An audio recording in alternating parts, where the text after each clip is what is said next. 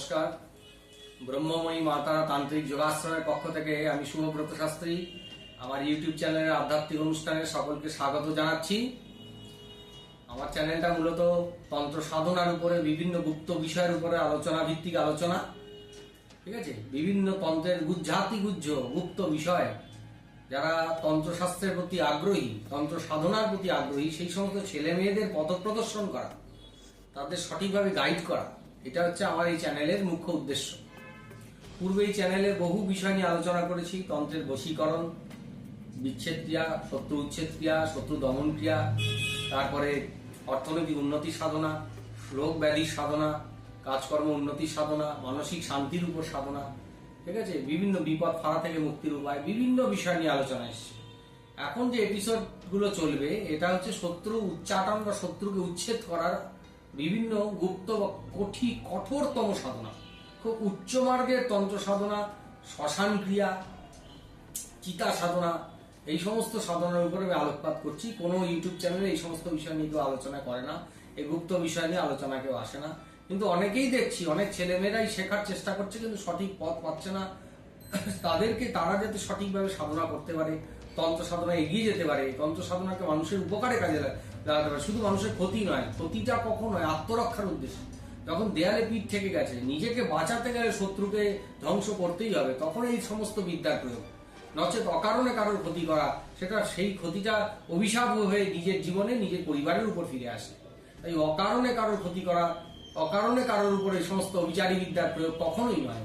যখন আর কোনো উপায় নেই, দেয়ালে পিঠ থেকে গেছে, তখন এই সমস্ত সাধনা বা এই ধরনের প্রয়োগগুলো করা যেতে পারে।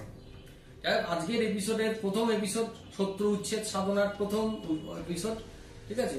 ভয়ঙ্কর শত্রু উচ্ছেদ সাধনা। আমি আজকে যে প্রথম মন্ত্রটা বলছি, মা ধূমাবতী মন্ত্র। ধূমাবতী দেবী হচ্ছে বিদ্বেষণ, তন্ত্রশাস্ত্রে বিচ্ছেদ, উচ্ছেদ এবং মারণের দেবী। বিদ্বেষণ, উচ্চাটন, মারণ। গৃহস্থের মধ্যে এই সমস্ত সাধনা না করাই ভালো।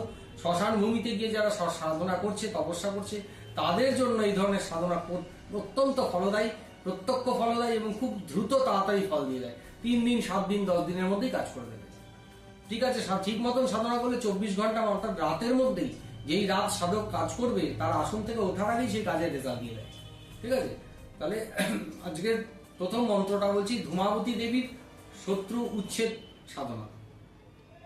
ওম ধূম ধূম ধূমাবতী অমুকম সত্তর সপরিবারায় উচ্চাটনম কুরু কুরু স্বাহা।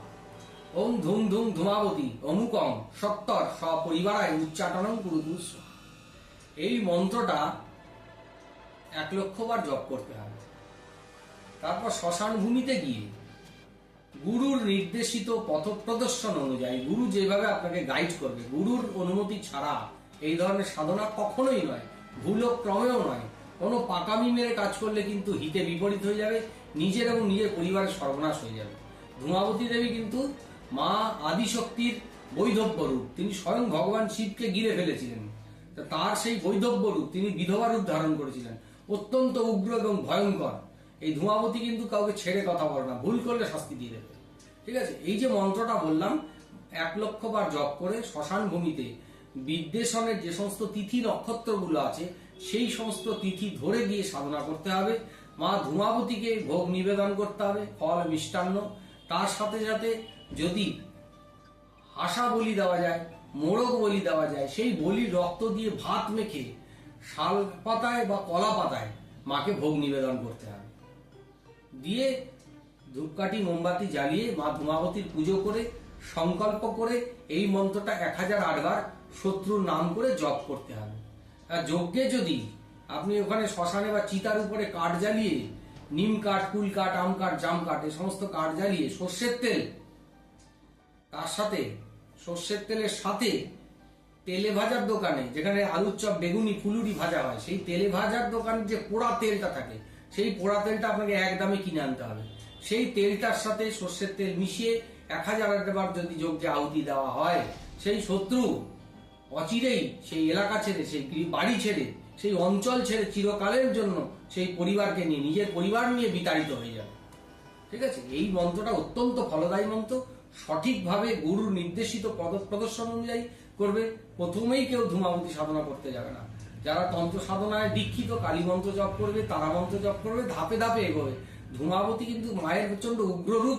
এই উগ্ররূপকে কন্ট্রোল করা যে কোনো সাধকের পক্ষে। মা কিন্তু প্রথমেই কেউ ধূমাবতী সাধনা করে ফেললে কিন্তু বিপদ, মানে ভয়ঙ্কর তার রেজাল্ট হয়ে যেতে পারে, নিজের উপরই তার সাইড এফেক্ট এসে যেতে পারে। আগে মা কালী, তারা, দক্ষিণা কালী জপ করবে, তারা মন্ত্র জপ করতে পারো, তারপরে মা দুর্গার জপ করতে পারো। এইভাবে ধাপে ধাপে গুরু নির্দেশিত পথে যদি এগিয়ে আগে মায়ের শান্ত রূপগুলোকে সন্তুষ্ট করো, তারপরে এই ধরনের ভয়ঙ্কর উগ্র রূপ যেগুলো শ্মশানচারী রূপ, সেই ধরনের সাধনা করে প্রয়োগ করবে, অবশ্যই কার্যসিদ্ধি হবেই হবে। ঠিক আছে, আজকের এপিসোডটা এই পর্যন্তই। আরো বিভিন্ন গুপ্ত বিষয়, তন্ত্রের বিভিন্ন ভয়ঙ্কর বিষয় নিয়ে আলোচনায় আসছে। আমার চ্যানেলটাকে কিন্তু তোমরা অবশ্যই সাবস্ক্রাইব করো। খেয়াল রাখো, মনে রেখো, এই চ্যানেলটা কিন্তু অথেন্টিক মন্ত্র দেবো, গুরুমুখী মন্ত্র দেবো, শাস্ত্রসম্মত মন্ত্র দেবো, এবং আমার নিজের যে সমস্ত সাধনায় পাওয়া যে সমস্ত বিদ্যা, তার কিছু অংশ আমি তোমাদের ভবিষ্যৎ প্রজন্মের ছেলে মেয়েদের জন্য দিয়ে যাব। ঠিক আছে, তোমরা সকলে ভালো থাকো, সুস্থ থাকো। মহামায়ের কাছে প্রার্থনা করি সকলের জীবনে সুখ, শান্তি, সমৃদ্ধি আসুক। জয় মা তারা, জয় জয় তারা।